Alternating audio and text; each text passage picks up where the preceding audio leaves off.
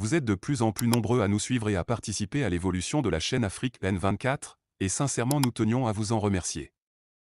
Nous lisons tous vos commentaires qui enrichissent le débat et vraiment nous vous demandons de nous soutenir, en aimant les vidéos pour une large diffusion, et pour continuer à avoir une ligne éditoriale indépendante, et vous proposer de nouvelles émissions toujours de plus en plus enrichissantes.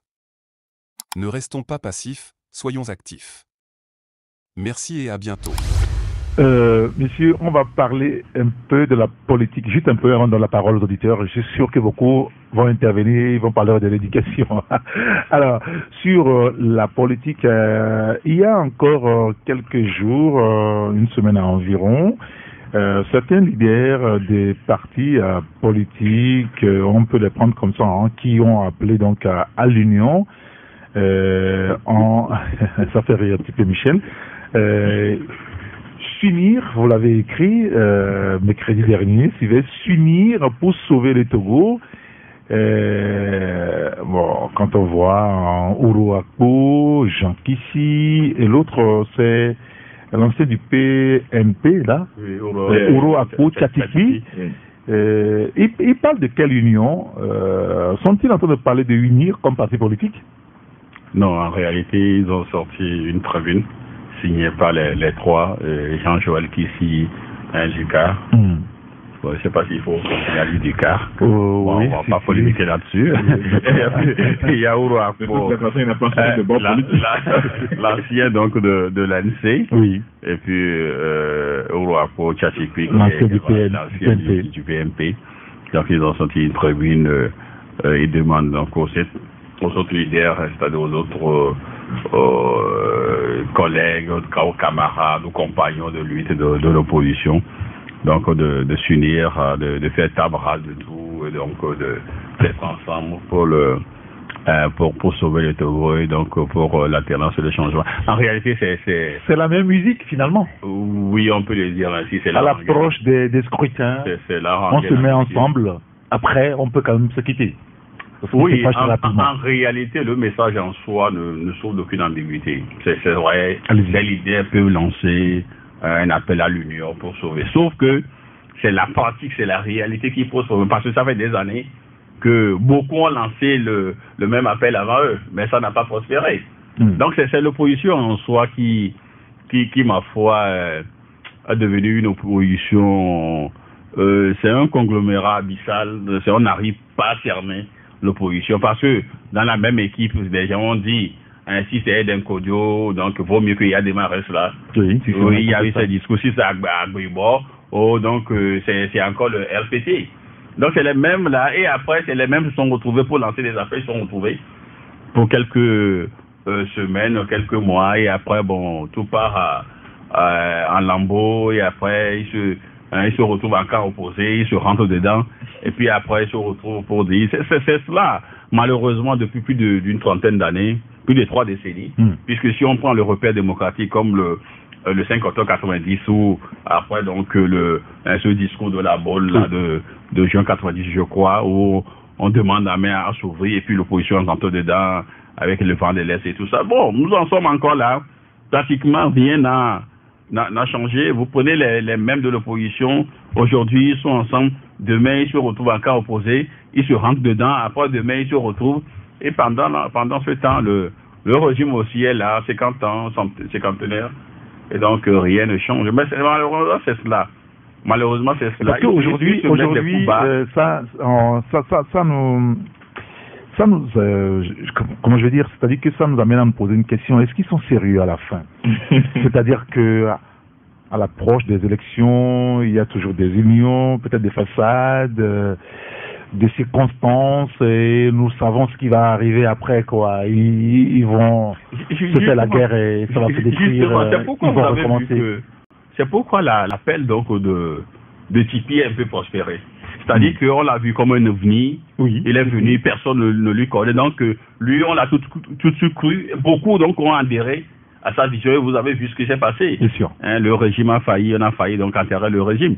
Mais bon, après, tout de suite les fous ont commencé, et Tipi c'est un ancien donc du régime, Tipi c'est un vendu, l'autre côté on disait nous sommes là avant qu'il n'arrive, et puis là patata, on est encore rentré donc dans ces querelles de bas quartier, si vous souffrez que je l'appelle ainsi, hein, ces querelles de bas quartier, et puis bon voilà quoi, la vie continue. Et maintenant, c'est en fait le Togolais, le peuple togolais qui en pâtit, qui souffre véritablement.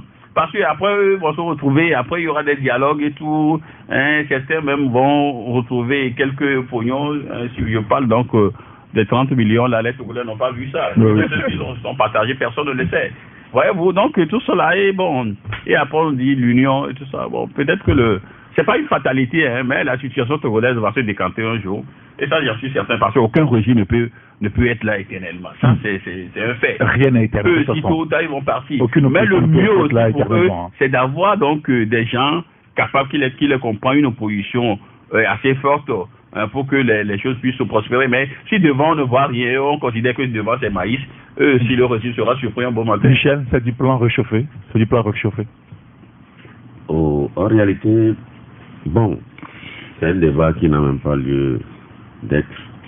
Parce que moi, quand je vois ou j'écoute aujourd'hui certains leaders parler de l'union, ça me fait rire.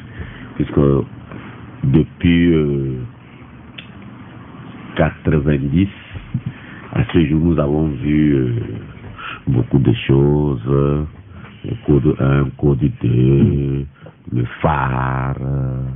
Et après, on a vu encore plein de trucs, le FRAC, le CST, les cocoles.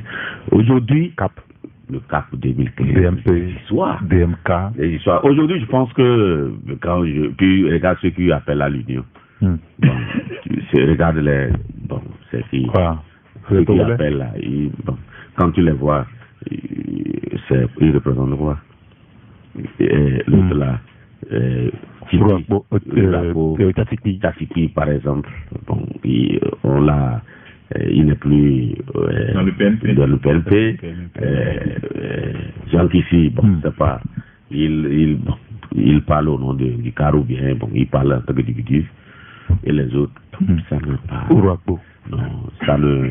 Aujourd'hui, les Togolais, je pense que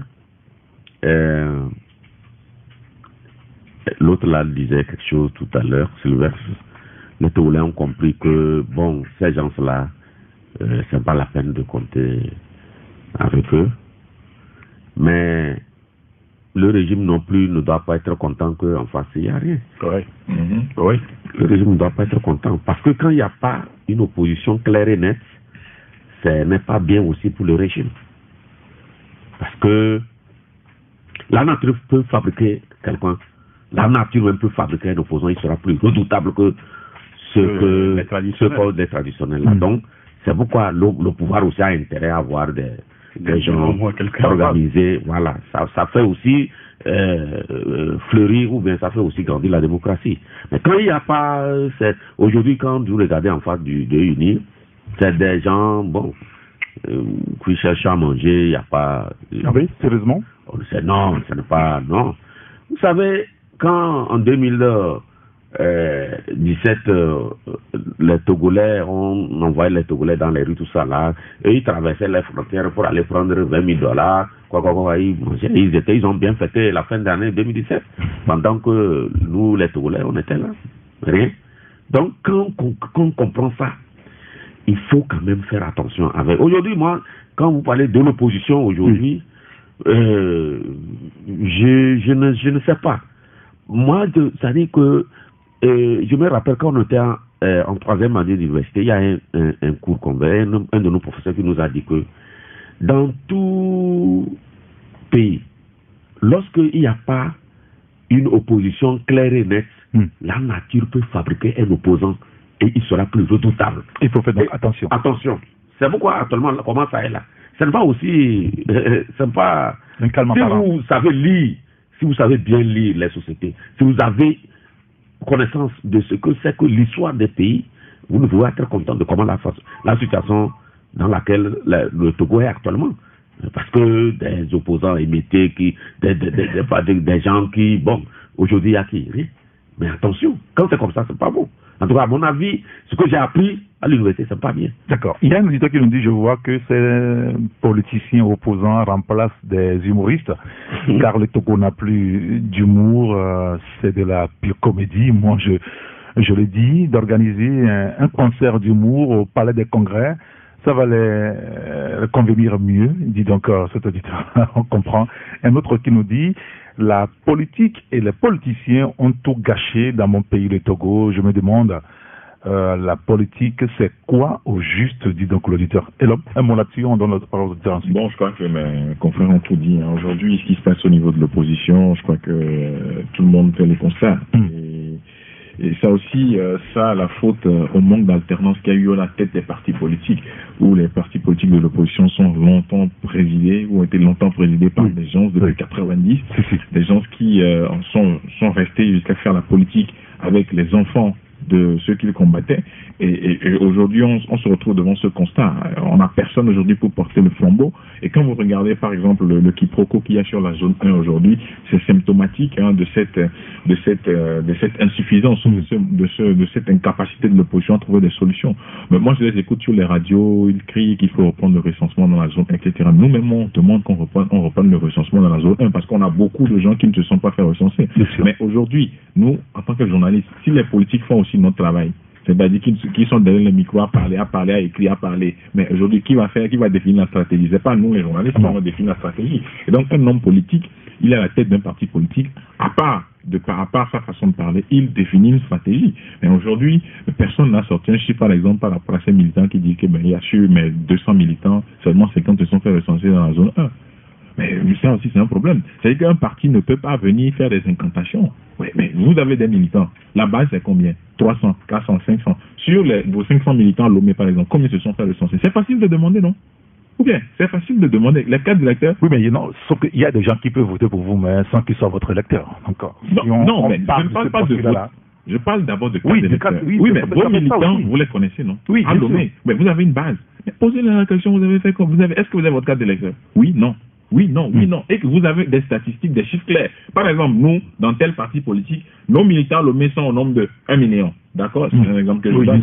Sur le million là, seulement 100 ont la carte d'électeur. Et vous voulez qu'on aille aux élections dans ces conditions? On ne peut pas. Mais aujourd'hui, on ne sait pas. On sait que les Togolais de la zone 1 n'ont pas la carte d'électeur. Mais ils sont de quel bord? Ils sont Togolais. Oui, ils sont Togolais, mais on va à des élections.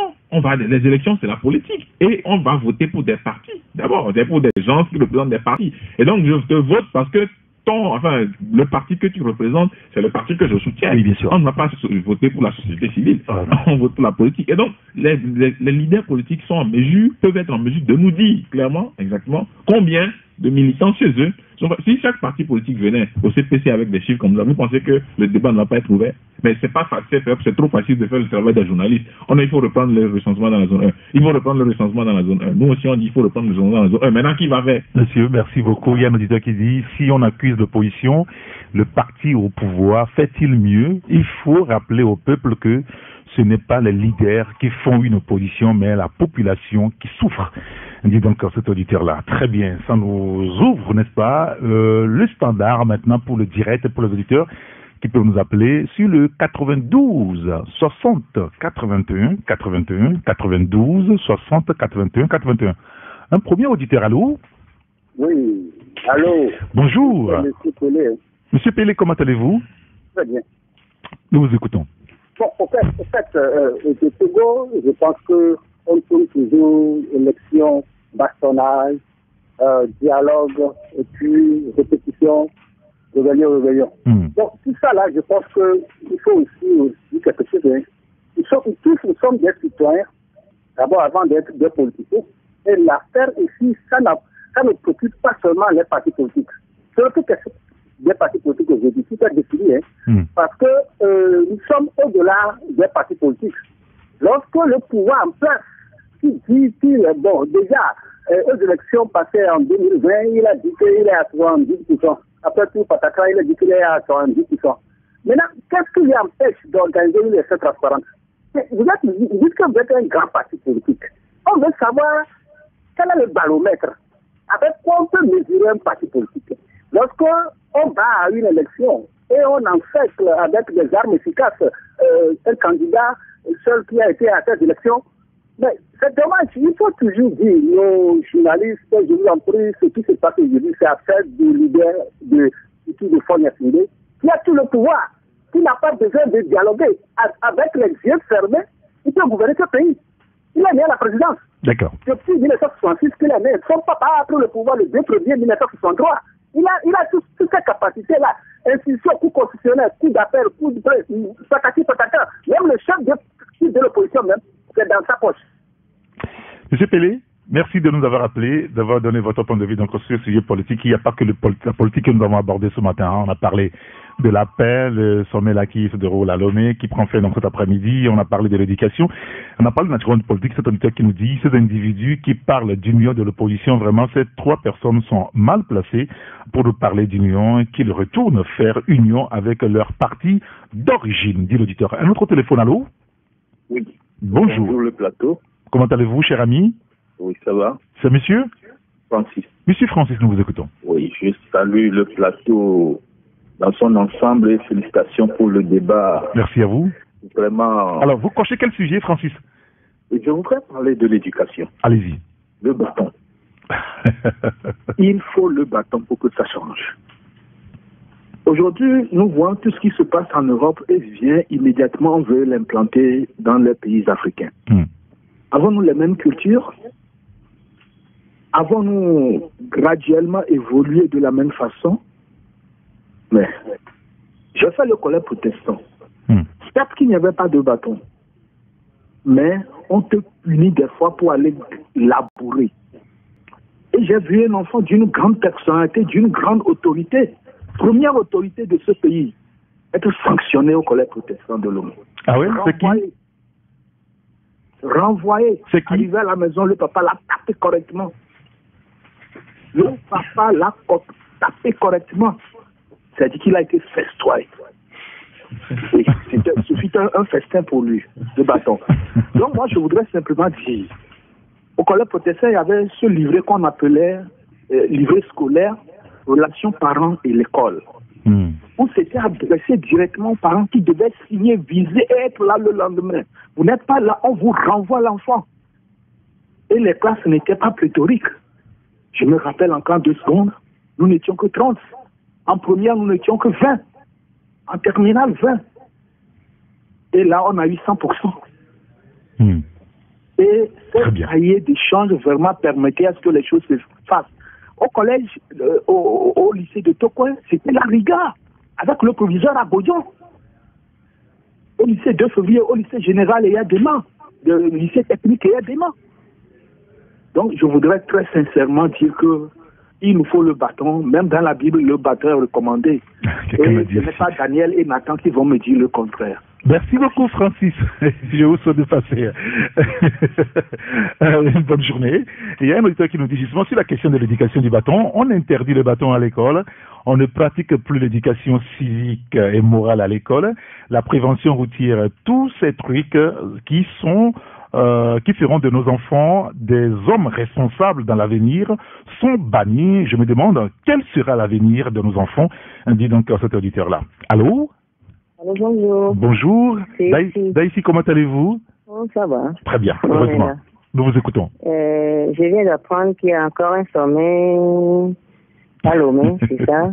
C'est bien ça. Avec tous les problèmes existentiels qu'on a, c'est que des sommets, la fête, la bringue, depuis la CPC maritime, comment on appelle ça même? Sécurité maritime. Vous êtes grave, hein? Pourquoi on va faire que bringuer dans ce pays? Le développement va se passer quand? Encore un sommet. Non, c'est pour ça qu'il faut alterner dans une république, quoi. Là, ici... Sinon, les gens prennent la république comme leur épicerie. Sans reddition de comptes, on règne, tout le monde règne. Il n'y a pas d'éducation. À ce moment-là, il n'y a pas d'éducation. Là, ici, il n'y a rien. Une question. Il n'y a pas de social, l'économie. Là, ici, confisqué. Est-ce que vous m'écoutez? Oui. On sait que quand la case de votre voisin est en train de brûler, il faut quand même l'aider. Eric, arrête ça. D'accord. le même refrain depuis 60 ans, toi aussi, arrête ça. D'accord. Les gens n'ont qu'à penser il faut alterner. Qu'on nous fasse grâce des élections d'abord. Regardez la CENI, tout ça là. On nous dit que tout ça, c'est du mensonge. Les institutions de la République là, que c'est faux. On ne respecte rien dedans. D'accord. Hein? Tout est faux ici. Non. qu'on alterne pour nous, je sais pas, pour qu'on reprenne le message est compris. Le message est compris. Merci beaucoup Daïti. Ça c'est une excellente journée. Il y a un auditeur qui nous dit, Eric, je ne comprends pas les Togolais. Si vous condamnez comme vous le faites l'opposition, cela voudra dire que les élections ont été une fois libres au Togo. Vous vivez dans un pays où tout est verrouillé. Ceux qui sont au pouvoir utilisent tous les moyens pour chasser les opposants et les empêcher de faire des meetings et de s'exprimer. Franchement, ce n'est pas juste cette façon de voir les choses, mes chers amis. Le pouvoir utilise l'armée, la justice et tout contre cette opposition. Et vous parlez comme si tout était clean au Togo. Non, arrêtons ça, je vous prie. Ce pouvoir ne veut rien ouvrir et ne veut rien laisser. Franchement, l'opposition peut être soudée et tout au Togo. Pour le moment, ça ne va être difficile pour elle de faire quoi que ce soit. Je vous en prie, nos opposants ne peuvent rien faire face à ce pouvoir militaire-civil et clanique. Dis donc cet auditeur-là. Bon, en fait, c'est son avis aussi, c'est aussi bien. Sauf d'être le... On a un autre au téléphone, très bien, heureusement. Vous voulez placer un mot? Sylvestre, on va finir d'ailleurs. Non, écoutez, ce qu'elle a dit, c'est bien vrai. Lorsque devant... vous avez fait le constat que c'est un pouvoir qui est soudé, un pouvoir qui a quand même les forces armées et tout. Donc à ce côté, à votre niveau, il faut être également soudé. Mais si c'est à votre niveau, vous posez des pots de banane, là il y a un souci. C'est ce que nous disons en réalité. Quand on est conscient qu'en face, c'est très difficile. C'est trop difficile. Mais restez soudés, restez unis, restez coudés. Et là vous pouvez donc avancer. Mais si entre vous déjà il y a quelqu'un qui est déjà fort plus que vous. FORT, pas IOE. D'accord. FORT. Quelqu'un qui est fort. Non, mais à vous de rester soudés. Mais si au sein de vous, vous posez déjà des pots de banane, il y a un souci. C'est ce que nous disons pas en fait un procès à l'opposition. Non, loin s'en faut. Oui, mais quand des gens se font des compromis pour avoir des postes lors des élections municipales, les gens ne trouvent pas que c'est ça en réalité. Il y a aussi ça, non? Mais quand les gens font des compromis avec qui? Mais c'est la politique. Oui, mais il faut expliquer aux militants que c'est la politique. C'est pas devant nous qu'il faut jouer au jambri. Il faut expliquer aux militants que bon, si on négocie avec les autres aussi, c'est la politique. Maintenant, il faut que les gens nous collent la paix. Parce que ceux qui négocient avec les gens le soir pour avoir des postes, on les connaît, ils les connaissent aussi. Ceux qui ont négocié pour être maire, premier agent maire, deuxième agent maire, ils les connaissent, non? Mais c'est comme ça. Mais les gens viennent vous dire de ne pas serrer la main à X, Y, Z. Ils sont des mauvais, que c'est eux qui confisquent le pays. Mais le soir, vous allez discuter avec ces gens-là pour avoir votre poste. Ce sont des Togolais. Oui, mais il faut dire ça aux militants, que ce sont des Togolais, il faut leur dire ça. Monsieur, merci beaucoup. Oui, Michel, vous finissez rapidement. Non, tu sais, celui qui tentait de trouver des excuses par rapport à l'organisation désastreuse de l'opposition, je pense que nous, on ne peut pas... Oui, c'est son avis. Oui, mais bon, il n'a qu'à réviser ça, parce que le problème au niveau de l'opposition, c'est personne ne veut rester derrière l'autre. C'est tout le problème. D'accord. Très bien. Merci beaucoup. Michel, on va terminer donc sur ce message de l'auditeur qui nous dit ces Blancs qui nous imposent leur éducation pendant l'esclavage, comment sont-ils arrivés à dompter les Noirs? C'est notre manière de nous éduquer. Les Occidentaux ont la leur. Aucune civilisation n'est meilleure que l'autre. Chaque peuple avec sa civilisation. Si Kokoroko nous refuse de taper nos enfants, et si les enfants partent taper leurs enseignants à l'école, à qui la faute? Aux parents ou aux ministres? Avons-nous eu l'avis de Kokoroko avant d'enfanter? Qu'il nous laisse éduquer nos enfants. Bon, enfin, faut pas trop cher Kokoroko quand même. Hein? Merci à vous de nous avoir suivis. Merci à Sylvestre Béni, le patron de Journal La Manchette, et le Mathis Ogbe, la Nouvelle Tribune, et Michel Tchadia, Ouara, ça veut dire les vainqueurs. On sera toujours victorieux. C'est ça, non? Merci à Francis qui a assuré la mise. Vous êtes de plus en plus nombreux à nous suivre sur Afrique N24, et vraiment nous tenions à vous en remercier. Nous lisons tous vos commentaires qui enrichissent le débat et vraiment nous vous demandons de nous soutenir pour continuer à avoir cette ligne éditoriale indépendante, et vous proposer des émissions toujours de plus en plus enrichissantes. Merci et à bientôt. Likez la vidéo si ce n'est pas déjà fait. Laissez aussi votre point de vue en commentaire. Abonnez-vous et cliquez aussi sur la petite cloche de notification pour ne rien rater de nos prochaines vidéos. N'oubliez pas de partager aussi la vidéo et de la liker.